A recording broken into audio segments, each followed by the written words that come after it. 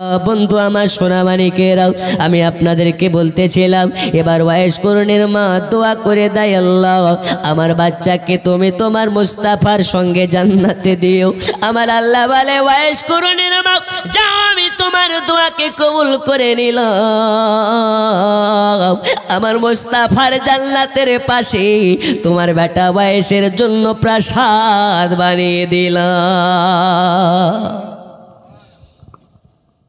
তাহলে বোঝা গেল নবীকে মোহাব্বত করে খালি হাতে আপনার কিনা ফেরা যায় না।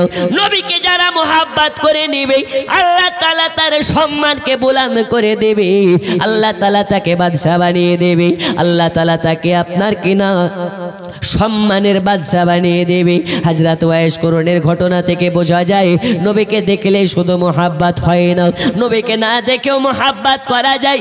যেমন করে করেছেন হযরত ওয়াইস করণী, যেমন করে করেছেন হযরতে বেলাল, যেমন করে করেছেন আবু বকর, যেমন করে করেছেন ওমর, যেমন করে করেছেন হযরতে ওসমান। বন্ধু আমার সোনামানিকেরা, এবার চলুন দয়াল নবীর ইন্তেকালের কিছুদিন পরে হযরত আলীকে বলে গিয়েছিলেন আর হযরতে ওমরকে বলে গিয়েছিলেন, তোমরা দুজন যাবে আর আমার জুব্বাখানা ওয়াইসের কাছে পৌঁছে দেবে। হযরতে ওমরে ফারুক আর হযরতে আপনার কিনা আলী দুইজনা মিলে এবারে আপনার আলোচনা করে জুব্বাখানা পৌঁছে দেওয়ার জন্য যাবে করুণ শহরে, করুণ দেশের জঙ্গলে।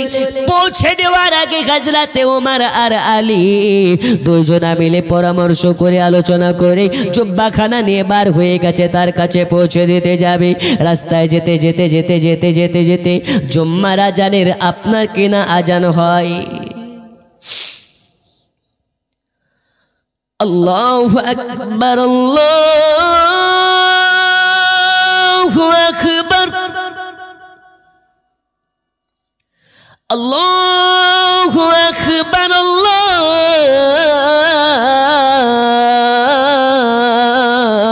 আল্লাহু আকবার। এখন এই রাতে যদি ফুল আজান দেই তো যারা ঘুমিয়ে গেছে ওরা ভাববে কি ব্যাপার, ফজর আজান হয়ে যায়, এদের জালসা কেন শেষ হয় না, ঠিক কিনা? আজান দিতেন কে? বেলাল। তো বেলালের আজান শুনে বেধর্মী যারা তারা কলমা পড়ে নিত, জোরে বলুন। আর আমাদের এখানে এখন কিছু লোক আসে আজান যখন দেয় তখন কুত্তা ঘৌ ঘৌ ঘৌ শুরু করে দেয়। তো চায়ের দোকানে বলছে এই মুয়াজ্জিনের গলায় এত খারাপ যে এর আজান শুনে কুত্তাতে বিরক্ত হয়, বলে না? বলে না? কিন্তু এই ধারণাটা ভুল। হাদিস শরীফের মধ্যে বলা হয় যখন আজান দেয় তখন শয়তানেরা এত স্পিডে পালায় যে কুত্তাগুলো দেখে কুত্তাতেও শয়তানকে তাড়তে লাগে, এজন্য তারা চিল্লায়। এখন আজান দেওয়া ভালো কাজ না খারাপ কাজ? যখন দেখবেন বিপদগ্রস্ত আজান দিবেন, আল্লাহ আপনার বিপদকে দূর করবে। ঝড় উঠেছে আজান দেন, ঝড় ভালো, ঝড় বন্ধ হয়ে যাবে। বজ্রপাত হচ্ছে আজান দেন, আল্লাহ চাইলে মেঘকে ক্লিয়ার করে দেবেন। আজান শোনা যায়, আজান শুনে হযরত আলী আর হযরত ওমর নামাজের জন্য মসজিদে চলে গেলেন। নামাজ পড়ানোর জন্য আলী আপনার কিনা ওমরে ফারুক সামনে দাঁড়ালেন। এই চাওয়ালা, আপনি চা বিক্রি করছেন, এদের চোখের দিকে তাকিয়ে খুব ময়া লাগে। সবকে চা খেয়ে দেন, টাকা না হলে আমি দিয়ে দেবো, সমস্যা কোথায়? লাল চা তো নাকি, খাইয়ে দেন সবাইকে। জি, কমিটি টাকা দিলে দেবে, না দিলে আমি দেবো। ওরও কিছু ইনকাম হোক আর এদেরও মুখ দেখে মনে হয় মা ওর বসিয়া হে, দাও সবাইকে চা খাওয়া। বেলালি আজান শোনা যায়, সারি সারি ফারিসি তারা কাতার লাগায়। শুনব বেলালের আজান, গাইবে বেলাল গুণগান। বেলালি আজান শোনা যায়, সারি সারি ফারিসি তারা কাতার লাগায় শুনবো বেলালের আজান গায়েবে বেলাল গুণগান জোরে বলুন সুবহানাল্লাহ। বন্ধুরে আমার সোনা মানিকেরা চা পান করুন আর ওয়াজ শুনতে থাকুন, বেশি সময় নষ্ট না করে। আমার পরে আর একজন বক্তা আছে, তিনিও বক্তব্য রাখবেন। হযরত আলী আর হযরত ওমর নামাজ পড়ার পরে আপনার কিনা ডানে বামে সালাম ফিরিয়ে দিলেন। হযরত ওমরে ফারুক সালাম ফিরিয়ে দেওয়ার পরে দাঁড়িয়ে গেলেন। দাঁড়ানোর পরে বলে, এই তোমাদের মধ্যে কি কোন দেশের কেউ আসো নাকি? কোন দেশের যদি কেউ থাকো হাত তোলো। একজন ব্যক্তি হাত তুলে বলে, লাব্বাইক, আমি হলাম কোন দেশের। তখন তাকে বলে, তুমি কি ওয়াইস কুরনি নামে তাকে কাউকে চিনো নাকি? বলে, হ্যাঁ হুজুর চিনি, আমি তাকে চিনি। তবে হযরত ওয়াইস কুরনিকে কোন দেশে ওয়াইস কুরনি নামে চিনে না, ওয়াইস কুরনি নামে চিনে না, তাকে ওয়াইস পাগলা নামে চিনে। আব্বাজি আমার সোনা মানিকেরা, এই পৃথিবীতে যারা আল্লাহর ওলি ভাই, এই পৃথিবীতে যারা আল্লাহর কাবিল বান্দা ভাই, তারা নিজেকে জাহির করতে চায় না, তারা নিজেদেরকে প্রকাশ করতে চায় না। আমরা শুনেছি যে আগে পীরকে খোঁজার জন্য মুরিদেরা পাগল হয়ে যেত, আর এমন একটি জামানা এসে গেছে যে মুরিদ খোঁজার জন্য পীরেরা ঘুরে বেড়ায়। ঘুরে না, ঘরে ঘরে পীর বেরিয়েছে, বাড়ি বাড়িতে পীর বেরিয়েছে। আপনি অবাক হবেন, বাংলাদেশে গেলে বাংলাদেশের গাছে পীর পাওয়া যায়, পাড়াতে পীর পাওয়া যায়, বাজারে পীর পাওয়া যায়, ওই দেশের হাইডেরেনে পর্যন্ত পীর পাওয়া যায়। হ্যাঁ গো, একজন পীর বাবা কাদা মাখে, আর ওর কাছে সবাই যায় কাদা পড়া নিতে। ওর কাদা পড়া খেলে নাকি যার বাচ্চা হয় না তার বাচ্চা হয়ে যায়। কথা বুঝছেন? আচ্ছা, বাচ্চা দেওয়ার মালিক কে? আল্লাহ চাইলে আল্লাহর ওয়ালিদের ওয়াসিলাতে আপনাকে বাচ্চা দিতে পারে, কিন্তু ডাইরেক্ট গিয়ে আল্লাহর ওলির কাছে চাওয়া যাবে। বন্ধুরে আমার সোনা মানিকেরা, বর্তমান সময়ের পীরের সঙ্গে ওই আল্লাহর ওলিদের কতটা পার্থক্য দেখুন। হযরত ওয়াইস কুরনি আপনার কিনা রাহমাতুল্লাহ আলাইহি, এবার আপনার কিনা তানার জীবনের মধ্যে বলা হচ্ছে যে হযরত ওয়াইস কুরনিকে কেউ ওয়াইস কুরনি নামে জানে না, তাকে ওয়াইস পাগলা নামে জানে, ওয়াইস পাগলা নামে জানে। তখন রাসূল পাকের দুইজন সাহাবী তার কাছ থেকে ফুলটো আপনার কিনা ফুল বায়োগ্রাফিটা নিয়ে নিলেন, ফুল আপনার ডিটেলস খবরটা নিয়ে নিলেন। তারপরে কোন দেশে পৌঁছে গেল, কোন দেশের শহর শহর খুঁজে বেড়ায়, খুঁজে পাওয়া যায় না, লোকালয়ে খুঁজে পাওয়া যায় না। একজনকে জিজ্ঞেস করা হয়, আচ্ছা আপনি কে ওয়াইস নামে কাউকে চেনেন? সেই ব্যক্তিটা বলে, হ্যাঁ চিনি, তবে সে তো লোকালয়ে বাস করে না, যেখানে বাড়ি থাকে সেখানে থাকে না, সে জঙ্গলে থাকে, আর জঙ্গলে তার মায়ের সেবা করে, আর মায়ের সেবা করার সাথে সাথে আল্লাহর ইবাদত করে কাটিয়ে দেয়। ওই ওয়াইস কুরনিকে পেতে গেলে লোকালয় ছাড়া লাগবে, লোকালয় ছাড়া লাগবে, জঙ্গলে চলে যান, জঙ্গলে চলে যান। ওই জঙ্গলের মধ্যে হযরত ওয়াইস কুরনি বসবাস করে, মায়ের সেবা করে, আর আপনার জঙ্গলের কাঠ কুঠারি কুড়িয়ে, ডালপালাকে কুড়িয়ে বাজারে গিয়ে বিক্রি করে, কিছু পয়সা পায়। ওই পয়সা দিয়ে মায়ের জন্য কিছু হালুয়া খাবার কিনে নিয়ে যায়, আর বাকি পয়সার খাবার বাচ্চা ছেলেদের মধ্যে বিলিয়ে দেয়। আর আমরা করি কি? সব নিজেই খাই, অপরকে দেখার সুযোগ নেই। রমজান মাসে বাড়িতে কত ভালো মন্দ ইফতার খাচ্ছেন, আপনার বাড়ির পাশে খেজুর কেনার মতন সামর্থ্য নাই, এরকমও অনেক ফ্যামিলি আছে না নেই? আছে। আপনার ওই রোজা করে লাভ নাই যদি আপনি ভালো মন্দ ইফতার খান, বাড়ির পাশে খবর না নেন, আপনার ওই রোজার কোনো দাম আছে? এখন আবার দেখবেন মোড়ে মোড়ে ইফতার পার্টি হয়, হয় না? হয় না? ওর খোঁজ খবর নাই যে ইফতারটা আসছে কোথা থেকে। ও মুখে বড় বড় দাড়ি নিয়ে, মাথায় টুই নিয়ে চলে আসছে ওই ইফতার পার্টিতে। ও রোজার দাম নাই। রোজাটা আপনার, রোজা করা ফরজ, আর রোজাকে সম্মান করা, রোজাকে মোহাব্বত করা হচ্ছে আপনার কর্তব্য। তাই কারো কাছে ইফতার খেতে গেলে যাচাই বাছাই করা দরকার আছে না নেই? সাবধান হয়ে যান। আমরা মুসলমান, আমাদের আমাদের নিজস্ব গণতান্ত্রিক অধিকার আছে। সে গণতান্ত্রিক অধিকারের মধ্যে গণতান্ত্রিক অধিকারকে বামে আর শরিয়াতের ল অধিকারকে ডানে রাখতে হবে। শরিয়াত আমাদেরকে যেভাবে চলতে বলে সেটাকে আমাদের প্রথম প্রাধান্য দিতে হবে। বন্ধুরে আমার সোনা মানিক, এইবারে হযরতে ওয়াইস করণীর আপনার কিনা খবর পাইলেন। কোথায় পেলেন? বললেন জঙ্গলে চলে যাও তবে পাওয়া যাবে। জঙ্গলে চলে যায়, গোটা জঙ্গল খুঁজে বেড়ায়, তার খবর নাই। হঠাৎ করে একটা জায়গায় যেন দেখা যায় একজন বৃদ্ধ মানুষ আপনার কিনা ছেঁড়া ফাটা জুব্বা পরিধান করে, অনেক জায়গাতে পট্টি মারা, অনেক জায়গাতে আপনার কিনা ছেঁড়া সেলাই করা জুব্বা পরিধান করে সাজদায় পড়ে আসে। তার কাছে যাওয়ার পরে মনে মনে চিন্তা করে, এত বড় জঙ্গলে মানুষের দেখা নাই, মানুষের পাত্তা নাই, আর এই জঙ্গলের মাঝে এই ব্যক্তিটাকে দেখা যায়, মানে নিশ্চয়ই হলেন এই ব্যক্তিটা ওয়াইস করণী। এখন এই ওয়াইস করণীকে পেয়ে গেছি। এবার আলী আর ওমর মিলে তার কাছে যায়। নামাজ শেষ যখন হয়, হযরত আলী আর ওমরকে ডাইরেক্ট দাঁড়িয়ে সালাম দেয়, আসসালামু আলাইকুম। নবীর সাহাবীরা অবাক, আমরা যে নবীর সাহাবী, এই ব্যক্তিটা জানলো কেমনে? আচ্ছা, আপনাদের গ্রামে আপনারা অনেকে বসে আছেন, সবাইকে তো আমি চিনি না। এখন আপনারা আমাকে চিনেন না, আমাকে দেখে যদি ডাইরেক্ট সালাম দেন, আসসালামু আলাইকুম আবু তাহের মৌলভী, চমকে যাওয়ার ব্যাপার আছে না নেই? আছে। তখন নবীর সাহাবীরা ভাবছে কি ব্যাপার, আমাকে চেনে নাকি? আমাকে চিনলে কেমন করে, আমরা নবীর সাহাবী।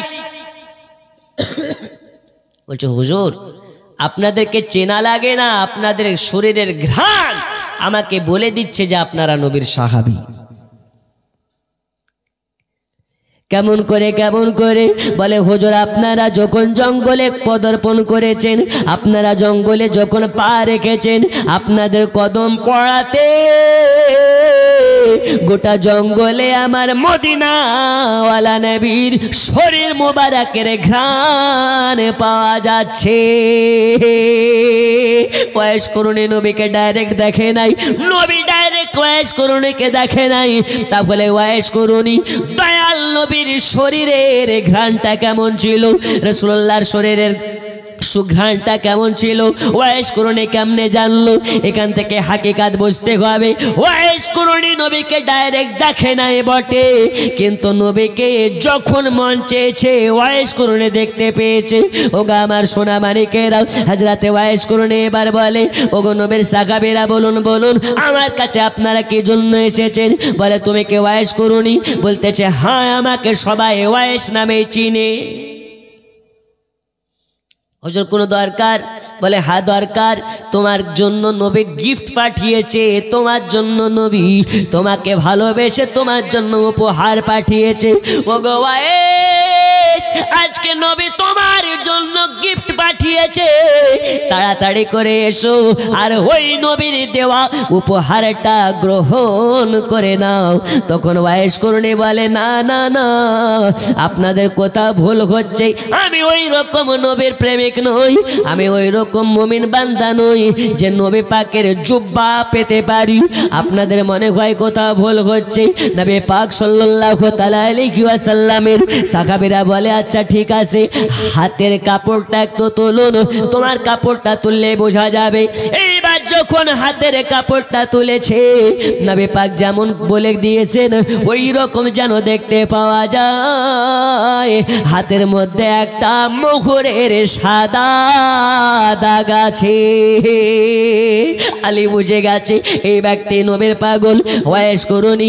ওমর বুঝে গেছে এই ব্যক্তি নবীর পাগল, ওয়াইস করণী। আর দেরি নয়, আমরা যার খোঁজে এসেছি সেই ব্যক্তি হলেন আপনি। তাড়াতাড়ি করে নবী পাকের জুব্বাটা পরিধান করে নিন। আর নবী বলে গেছে এই জুব্বা পরিধান করে আল্লাহর নবীর উম্মতের জন্য দোয়া করতে জুব্বাখানা পরিধান করে নিন আর নবীর উম্মতের জন্য একটু দোয়া করে দিন। আল্লাহ তাআলা আপনার হাতের দোয়ার ওসিলাতে আল্লাহর নবীর উম্মতের গুনাহ খাতাকে মাফ করে দেবে।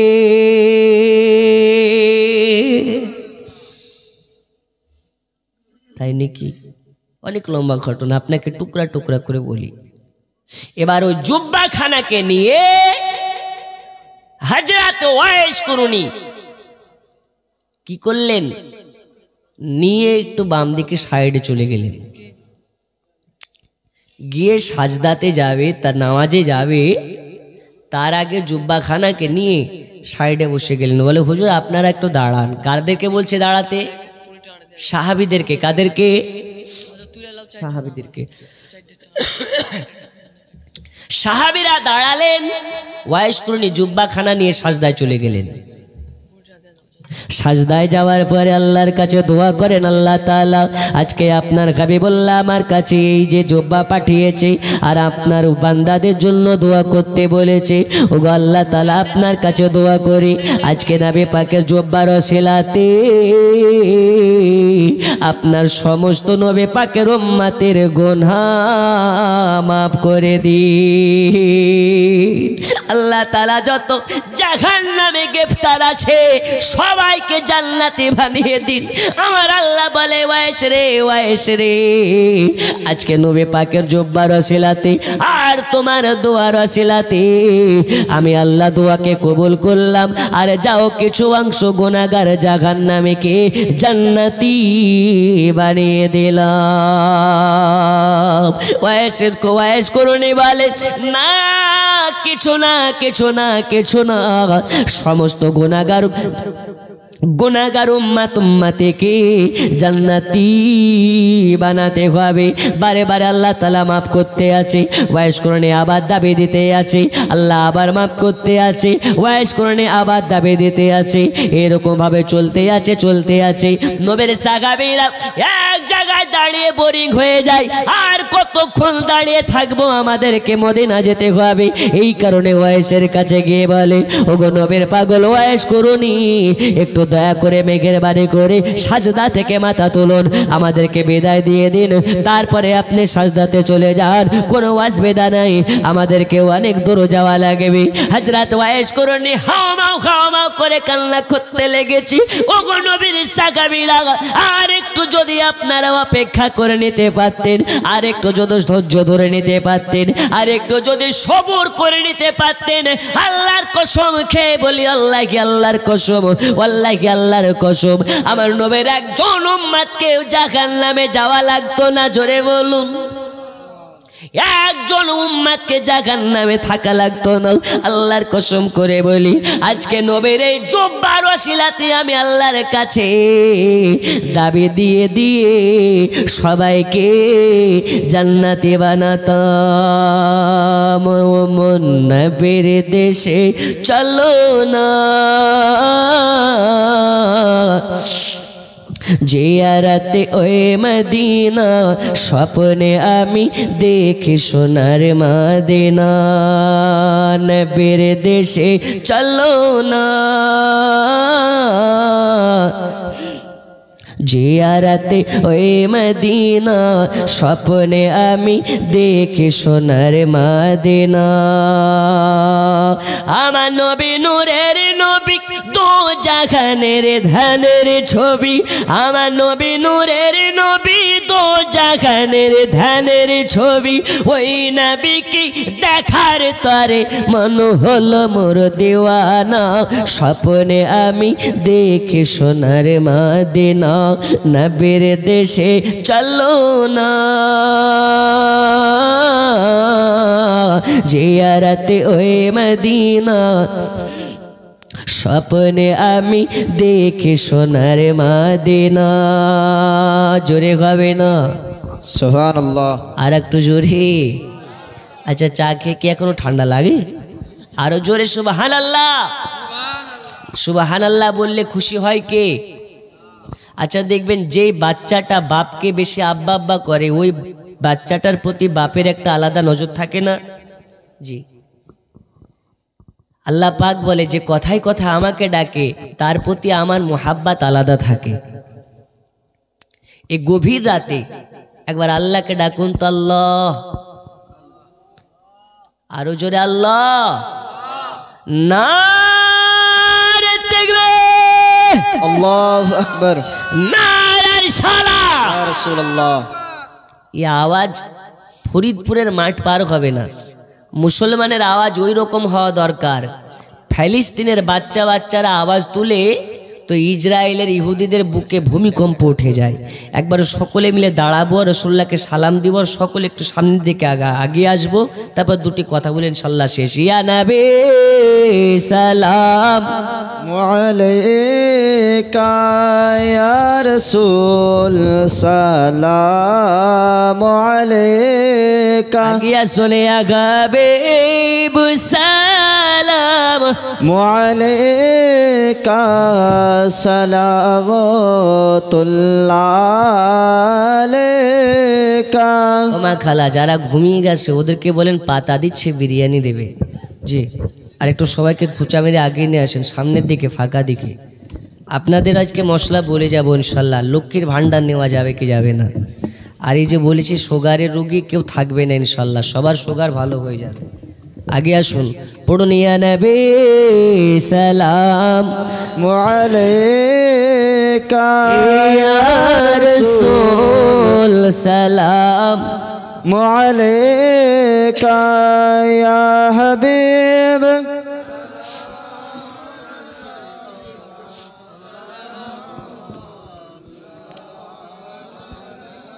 আজানে শুনি আপনার নাম কলেমায় পড়ি আপনার নাম নামাজে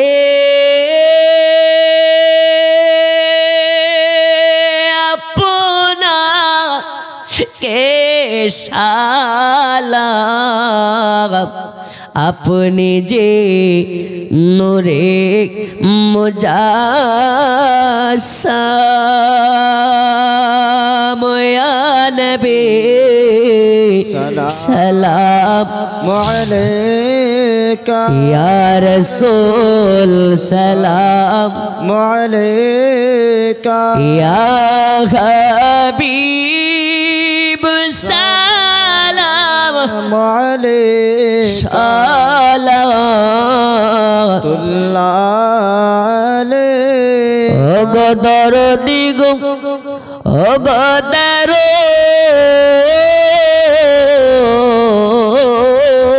দি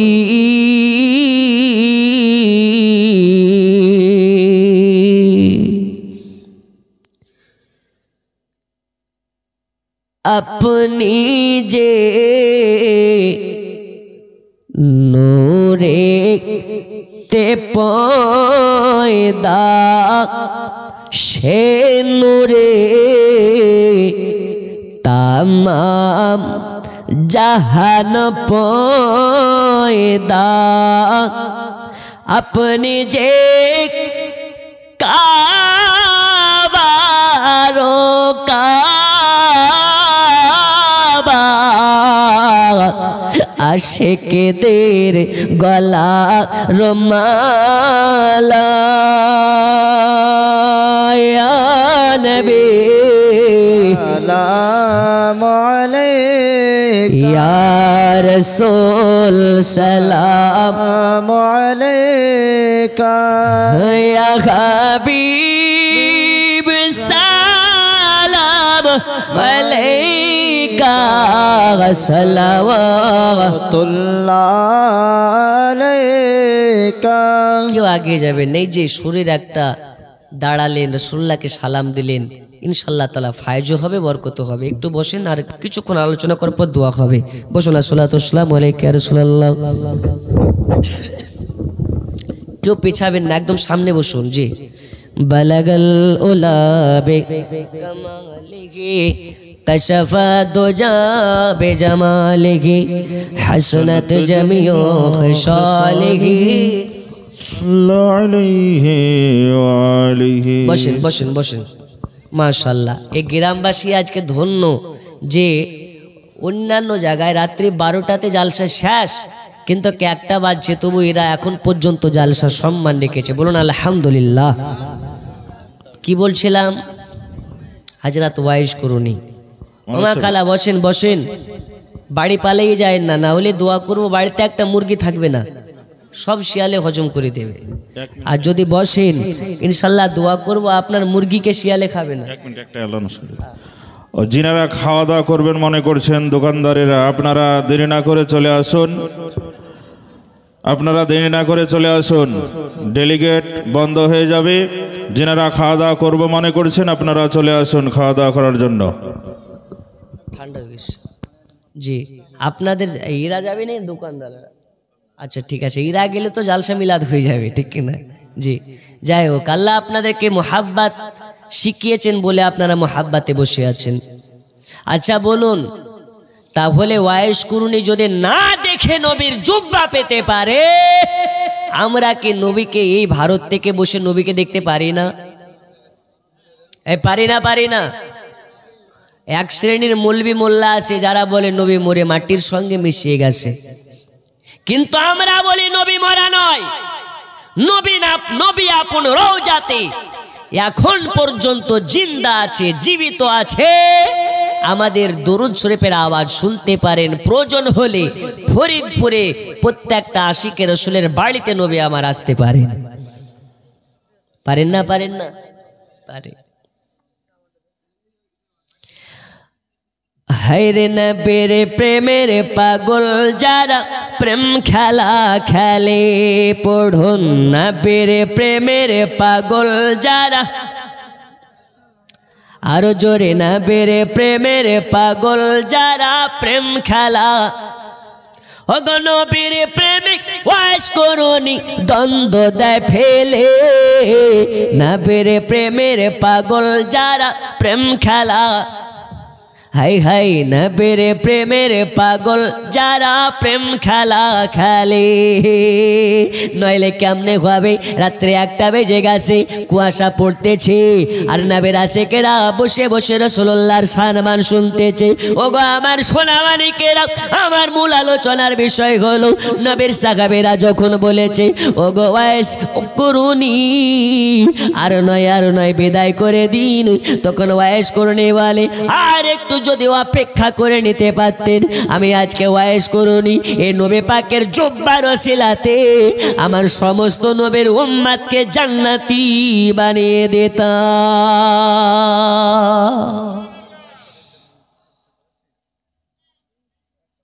তাহলে বোঝা গেল নবীর জুব্বার শান রেখেছেন কে, নবীর জুব্বার মান রেখেছেন কে?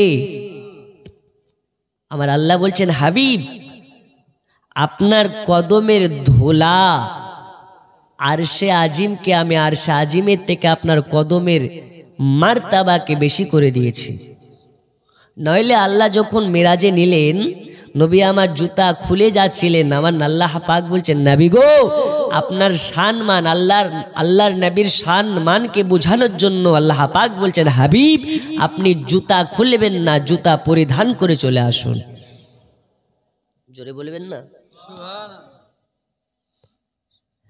যার কদম দুনিয়ায় পড়িলে দুনিয়ারি হয় মেরা,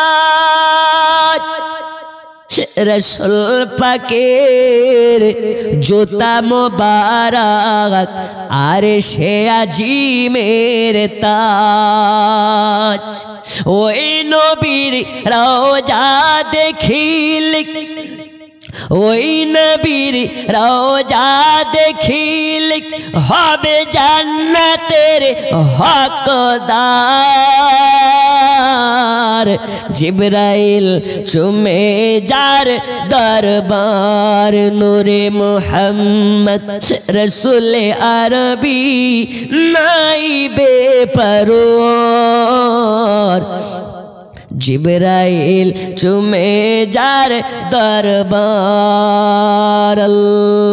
আল্লাহুম্মা সাল্লি আলা سيدنا مولانا محمد وعلى آله سيدنا مولانا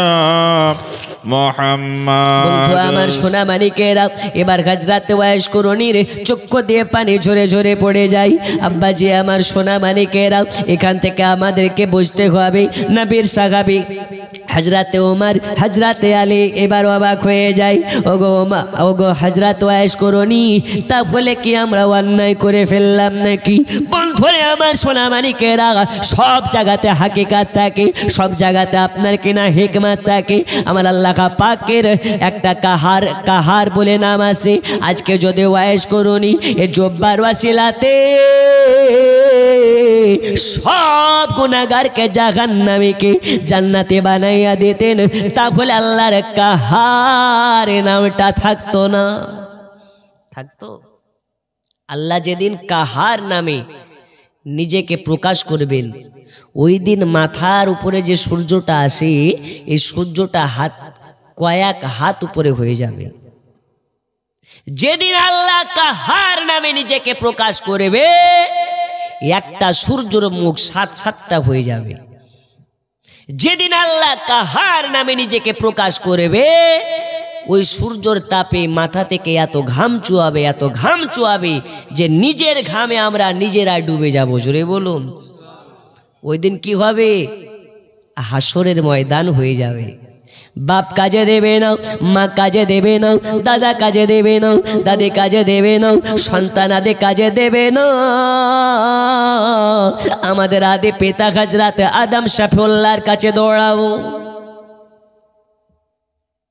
ওগা আমাদের আব্বা জান আদম আলাইহিস সালাম, আজকে আমাদেরকে বাঁচান বাঁচান বাঁচান বাঁচান বাঁচান।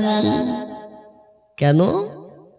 হাসরের ময়দানে একটা দিন দুনিয়ার 70,000 বছরের নাই। একটা দিন যদি 70,000 বছরের নাই হয়, তাহলে হাসরের দিন 1000 বছর চলে যাবে। আল্লাহ কাহারিয়াত থেকে কোনো সময় নিজেকে আপনার কিনা এড়িয়ে নিয়ে যাবেন না। আমরা সবাই আপনার কিনা নিজের ঘামে নিজেরা যখন ডুবে যাব, এই মাটিটা পুড়ে তামাক হয়ে যাবে, আমরা সইতে পারবো না। সবাই মিলে হযরত আদম শফিউল্লাহর কাছে দৌড়াবো। ওগা আমাদের আদি পিতা হযরত আদম শফিউল্লাহ, আজকে আপনার কাছে আমরা বিনতি করতে এসেছি, আল্লাহর কাছে একটু অ্যাপিল করুন। আজ যদি আমাদের থেকে কাহার নামের পর্দাটা না সরাই, আমাদের দিকে যদি একবার রহমতে নজর দিয়ে না তাকাই, তাহলে আমরা সবাই একদম ঝলসে মারা যাব। আমরা একদম ঝলসে যাচ্ছি, আর কষ্ট সইতে পাচ্ছি না, আমরা কষ্ট সইতে পাচ্ছি না। ওই দিন কি হবে? শুধু কষ্ট হবে, আমরা কেউ মারা যাব না, মারা যাব না। দুনিয়ায় যদি অ্যাক্সিডেন্ট হয়, তাহলে মরার সম্ভাবনা থাকে। দুনিয়ায় যদি কেউ গলায় দড়ি দেয়, তাহলে মরার সম্ভাবনা থাকে। আকাশে আপনার কি নাম, ছাদ থেকে পড়ে গেলে মরার সম্ভাবনা থাকে, আগুনে পড়ে গেলে মরার সম্ভাবনা থাকে। কিন্তু হাসরের মাঠে আকাশের সূর্যের এত তাপ হয়ে যাবে, আমরা পুড়ে যাব না, পুড়ে যাব না, কিন্তু সূর্যের যে আপনার তাপ হবে ওইটা সহ্য করতে পারবো না। এত জাল, এত যন্ত্রণা দেবে, এত কষ্ট দেবে। আমরা সবাই মিলে আদম শফিউল্লাহর কাছে গিয়ে মিনতি করব। ওগো আমাদের আদি পিতা, আজ আল্লাহর কাছে আপনি আপিল করুন, আল্লাহ তাআলা যেন আমাদের দিকে একবার রহমতের নজর দেয়। এবার হযরত আদম শফিউল্লাহ বলবে, চলে যাও চলে যাও চলে যাও চলে যাও চলে যাও, আজকে আমার কাছে এসে কোনো লাভ হবে না, আমার কাছে কোনো কাজে দেবে না, আজকে তোমাদেরকে চলে যেতে হবে। কারণ আমি আদম শফিউল্লাহ আল্লাহর কাহারিয়াতের সামনে আমি আদম যাওয়ার মতন ক্ষমতা রাখি না।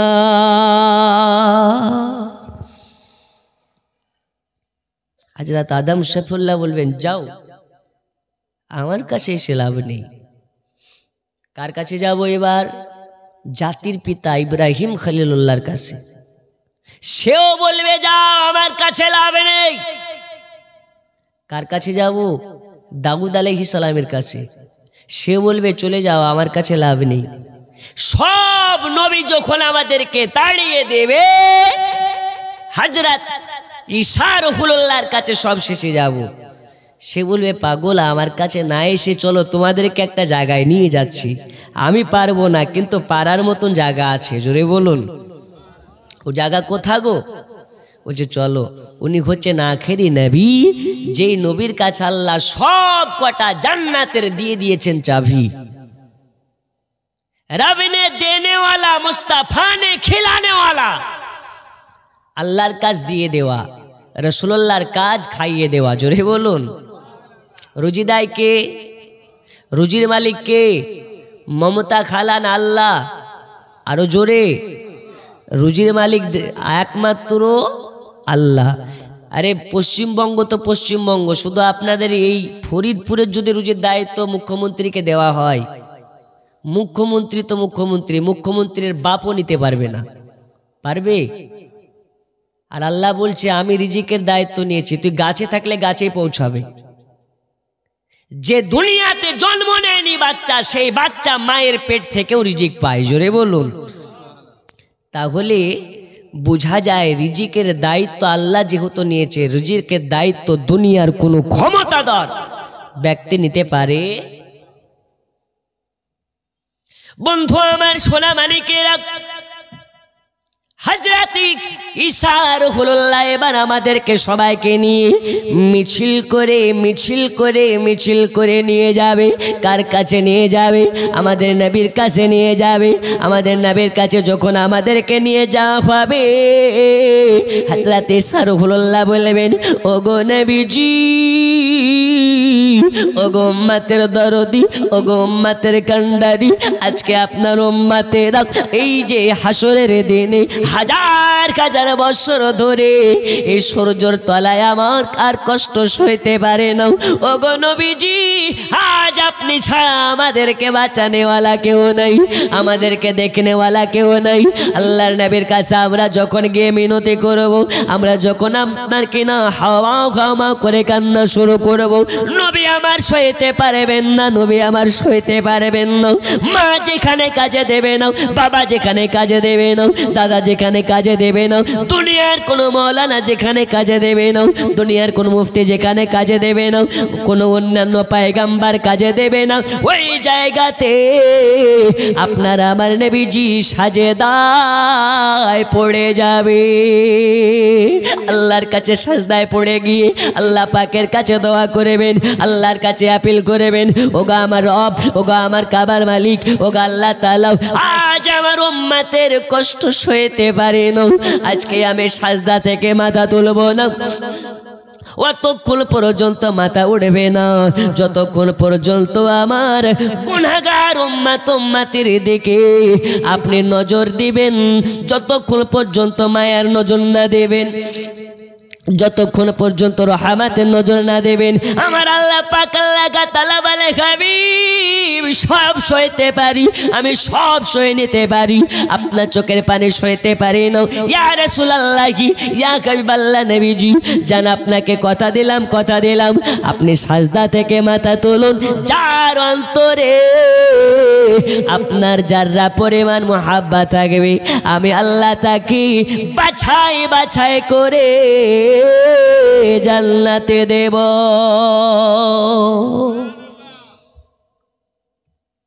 আটা চালনে চালে না, আল্লাহ পাক বলতেছেন ঠিক আটা চালার মতন করে চালনে যেভাবে চালা হয়, চেলে চেলে এক একটা রাসূলুল্লাহর আশিককে জান্নাতে দেব। আমরা নবীর পাগল দিওয়ানা, হুজুর যতই বলো দাড়ি রাখবো না, ঠিক কি না? কিন্তু আমরা নবীর দিওয়ানা, এক একটা বাটফার। আল্লাহর ফারিস্তারা বলছে, একবার আয়, তোদেরকে জব্দ করার জন্য লাঠিতে তেল লাগানো হচ্ছে। যারা নবীর দিওয়ানা হবে, সপ্তাহে 2 বার করে দাড়ি ছিলবে না। আজান হচ্ছে মসজিদে, হাইয়া আলাস সালাহ, ইমাম মুয়াজ্জিন তোরা দুজনেই চালা, করবি না কানকে ঝালা পালা, নইলে তোর মুয়াজ্জিন গিরি চলে যাবে, মমতার ওই ভাতাও চলে যাবে। আরে ইউপি ছাড়েন, বর্তমান সময়ের কিছু মুসলমান আছে ভোররাত্রের আজান কানে তাদেরকে বিরক্ত দেয়, আছে না নেই? আছে না নেই? আপনাদের গ্রামে কি ফজরের টাইমে সালাতু সালাম পাঠ হয়? অনেক জায়গাতে আছে মাইকে সালাতু সালাম পাঠ করলে তাদের গায়ে চুলকানি উঠে। আমরা সুন্নি, আমরা জান্নাতি দল, সুন্নি মুসলমান। আমি প্রথমেই বলেছি 72টা 73টা দল হবে, একটা দল হবে জান্নাতে। কয়টা দল জান্নাতে? আর 72টা দল হবে জাহান্নামী। কোন দলটি জান্নাতি? রাসূলুল্লাহ বললেন মা আনা আলাইহি ওয়া সাহাবী, আমি এবং আমার সাহাবাদিগণ যে দল, ওই দলটাই শুধুমাত্র জান্নাতি, বাকি 72টা দল জাহান্নামী। এখন জান্নাতি দল কারা? হালুয়া রুটি করে যারা। জান্নাতি দল কারা? নবীকে নূর মানে যারা। জান্নাতি দল কারা? নবীকে বেমিসাল মানে যারা। জান্নাতি দল কারা? রবিউল আউয়াল মাসে পাড়ায় পাড়ায় জুলুস করে, পাড়ায় পাড়ায় খায় খিচুড়ি আর বিরিয়ানি। আর 72-এর যারা, এদের গায়ে হয় চুলকানি। তো আমরা করবো কি? তুই যত পারবি চুলকা। মার্কেটে অবনী ঘোষের মলম কি এমনি বেরিয়েছে বেটা? তোর জন্য তো বেরিয়েছে, যত পারবি লাগা। আমাদের সঙ্গে ওদের কোনো লেনা দেনা আছে? একটু হ্যানা বলেন, আছে? আমরা খাবো বিরিয়ানি, ওদের হবে হাঁপানি। হারাম বেদাত করা যাবে না, শিরিক। আসলে হারাম কাকে বলে, বেদাত কাকে বলে ও জানে না, ও 14 গোষ্ঠীও জানে না। তোরা যত বলবে হারাম, আমরা তত পাবো আরাম। এই যে হালুয়া রুটি গেল না, হালুয়া রুটি, কিছু মৌলবীর হালুয়া রুটিতে এত অ্যালার্জি যে হালুয়া রুটি হারাম হারাম করে মাইক্রোফোনকে গন্ধ করে দিয়েছে। জি, এখন যে হারাম বলছে ও যদি একবার পায় তো আরাম করে খাবে। জি, খাবে না? এত সুন্দর খাবারকে যারা হালুয়াকে বলে হারাম, ও শালা পাগল ছাগল ছাড়া এই কথা বলতে পারে না। কারণ এখন দেখবেন কুকুরের পেটে ঘি হজম হয়, একটু হ্যানা বলেন, হয়? এখন এটাই বুঝে নিতে হবে যে হালুয়া বানাতে গেলে ঘি কিন্তু জরুরি, ঠিক না? হালুয়া বানাতে গেলে ঘি জরুরি আছে না নেই? ঘি ছাড়া হালুয়া হয়? আর কুকুরের পেটে ঘি হজম হয়? জি। এখন হালুয়া তাদের জন্য হারাম, পেয়ে গেলে আরাম। হালুয়াও শেষ করে দিবে আর পেচের পেচে রুটি শেষ করে দেবে। বন্ধুরে আমার সোনা মানিকেরা, এই হালুয়া আপনার একটা সুস্বাদু খাবার, রাসূলুল্লাহর পছন্দের খাবার। দয়াল নবী বলেছেন আমার পছন্দের খাবারের মধ্যে হালুয়া পড়ে, মধু পড়ে, কদু পড়ে, মাশরুম পড়ে, এইরকম ভাবে দুগ্ধ পড়ে। এখন রাসূলুল্লাহর পছন্দের খাবার যেহেতু হালুয়া, এখন সবে লাইলাতুল বরাত, খুশির দিন না খারাপ দিন? একটু জোরে, খুশি না খারাপ? ঈদের দিন ভালো মন্দ খান না, খান না? তো সবে বরাতের দিনও আপনি বিরিয়ানি খাবেন না পোলাও খাবেন, আপনার ব্যাপার। তবে রাসূলুল্লাহ যেটা পছন্দের খাবার ওটাই আমরা খাই। কেন? যে রাসূলুল্লাহ হালুয়া পছন্দ করেছেন তাই আমরা খাই। কথা বুঝেননি? তাছাড়া যে ওই দিনে হালুয়া খেতে হবে এটা নয়, হালুয়া প্রত্যেক দিন খাওয়াই যায়। তবে রাসূলুল্লাহর পছন্দের যেহেতু খাবার, পছন্দের খাবারকে ভালো দিনে আমরা খাই। জোরে বলুন সুবহানাল্লাহ। আর ওরা সহ্য করতে পারে না গো, হালুয়া রুটি সহ্য লাগে না। একটা বর্ধমানের মৌলবী আছে, খুব মোটা করি, দেখবেন ওর নাম হচ্ছে ইয়াসিন। কি নাম? হ্যাঁ, ডাবজোর। এখন এই ডাবজোর নামে কিভাবে ভাইরাল হলো? ওর বাপের মাদ্রাসাতে যখন পড়তো, আর ওর চেহারাটাই কিন্তু ডাকাতের মতো, বুঝলেন? জি। তো ও মাদ্রাসাতে পড়েছে কি তা জানি না, তবে ডাব চুরি করেছে সে ঘটনা তো আমরা বলি না, ও নিজেই বলেছে। ও বলছে হালুয়া রুটি কিয়ামত পর্যন্ত খাওয়া জায়েজ প্রমাণ করতে পারবে না। এই শালা মানুষের মধ্যেই পড়ে না যে খাবারকে, খাবারের জন্য যে দলিল চাহে, ভালো খাবার সুস্বাদু খাবার, এর জন্য যে দলিল চাহে সে মানুষ না, পায়জামা। কারণ হালুয়া হচ্ছে আমার রাসূলুল্লাহর পছন্দের খাবার।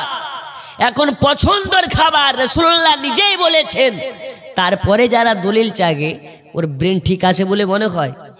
একটু জোরে বলুন, আসে বলে মনে হয়? তো ওর বাপকে আমি ফোন করলাম, হ্যাঁ গো হালুয়া রুটি যে তোমার বেটা হারাম বলছে, তো তুমি কিছু বলো। বলছে কি বলবো, ও হালুয়া রুটি খেয়েই তো বড় হলো। যত মাদ্রাসায় পড়েছে, ফাতিয়া করে মিলাদ করে হালুয়া খেয়েছে, তবেই না মৌলবি হয়েছে। ও শালা পাগল হয়ে গেছে, ওর কথা আমাকে বলিও না। ওর বাপ ওকে পাগল বলে। আর শুধু ওর বাপ নয়, এখন গোটা পশ্চিমবঙ্গের মানুষ ওকে ডাবচোর নামে চিনে আর পাগল নামে চিনে, ঠিক কিনা? এদের সঙ্গে আমাদের কোনো লেনা দেনা নেই। আর একজন ভাড় আসে মমতাজুল নামে, একে যে মানুষ মনে করবে সে হচ্ছে আসল পায়জামা। একে মানুষ মনে করাই ঠিক হবে না। একটা স্টেজে 24 পরগনার কোনো এলাকাতে রিসেন্ট দেখলাম, ফুরফুরার কোনো একটা মৌলবি কিয়াম করছে আর পেছনে বসে আছে। কথা বললেন? দেখুন, কিয়াম করা হচ্ছে মুস্তাহাব মুস্তাহাসান। কিয়াম আমরা ফরজ মনে করি না, সুন্নাতও মনে করি না। তবে আমরা কিয়াম করি কেন? কিয়াম মানে কি? দাঁড়ানো, সম্মানার্থে দাঁড়ানো। ইয়া নবী সালাম আলাইকা, ইয়া রসুল সালাম আলাইকা, ইয়া হাবিব সালাম আলাইকা যেটা পড়ি, এটা হচ্ছে দারুদ শরীফ। কি শরীফ? এটা জায়েজ না নাজেজ আপনাকে একটু বলি। আল্লাহ নবী সাল্লাল্লাহু আলাইহি ওয়াসাল্লাম যখন হিজরত করে মক্কা ছেড়ে মদিনা থেকে রওনা হলেন, মহান আল্লাহ পাকের নির্দেশে আল্লাহ রাসূলকে বলা হলো, হাবিব আপনাকে মক্কা ছেড়ে মদিনা যাওয়া লাগবে, আপনার সঙ্গে সফর সাথী হবে আবু বকর। জোরে বলুন, কে হবে? সিদ্দিক আকবর। তো নবী আমার বললেন, আবু বকর আমার সঙ্গে হিজরত করতে হবে। কবে? তো ঠিক না, আল্লাহ যেদিন বলবে সেই দিন। ও হযরত আবু বকর বলছেন, সেই দিন থেকে আমি আল্লাহর কসম কোনোদিন বালিশে মাথা লাগাইনি, দরওয়াজার সামনে দাঁড়িয়ে আছি, নবী এসে একবার আওয়াজ দিয়েছে তো সঙ্গে সঙ্গে দরওয়াজাকে খুলে দিয়েছে। কথা বুঝেননি? বলে, আবু বকর কি ব্যাপার, তুমি সঙ্গে সঙ্গে দরজা খুলে দাও, ঘুমাওনি? বলে, আল্লাহর কসম নবীকে আমি কোনোদিন ঘুমাই না, আপনি কখন ডাকেন বলে, আর আমি যদি ঘুমিয়ে যাই আর আপনি এসে যদি ডাকেন তো বিয়াদবি হয়ে যেতে পারে, এই কারণে আমি কোনোদিন ঘুমাইনি, আপনার জন্য আমি অপেক্ষায় আছি। তো কি করো? বলছে, হুজুর আমি দাঁড়িয়ে দাঁড়িয়ে দরুদ শরীফ পাঠ করি। জোরে বলুন, আরো জোরে, আরো জোরে। তাহলে দাঁড়িয়ে দরুদ শরীফ পড়া কার সুন্নাত? হযরত আবু বকরের সুন্নাত। কার সুন্নাত? এখন হারাম যদি বলতে হয়, বলো আবু বকরকে হারামের ফতোয়া দিতে পারো, তবে তুমি বড় মাওলানা। বন্ধুরে আমার, সোনা মানিক, কিয়াম করা হলো জায়েজ, দয়াল নবীর শান মানে সালাত ও সালাম পড়া হচ্ছে ফারিস্তাদের সুন্নাত, মদিনাবাসীদের সুন্নাত, আল্লাহর নবীর সাহাবীদের সুন্নাত। তাই আমরা রাসূলুল্লাহকে তাজিমের সহিত সালাম দেব, এটা হচ্ছে আপনার কেনা কোনো না জায়েজ কাজ নয়। এই যে কিয়াম করা হচ্ছে মুস্তাহাব মুস্তাহাসান, এটা আপনার কেনা হারামের কোনো আপনার কেনা এর সঙ্গে কোনো লিঙ্ক নাই। এখন যদি কেউ বলে আমার কাছে হারাম, ভেবে নিতে হবে শরিয়াতটা মনে হয় তার বাবার, শরিয়াত কারো বাবার নয়।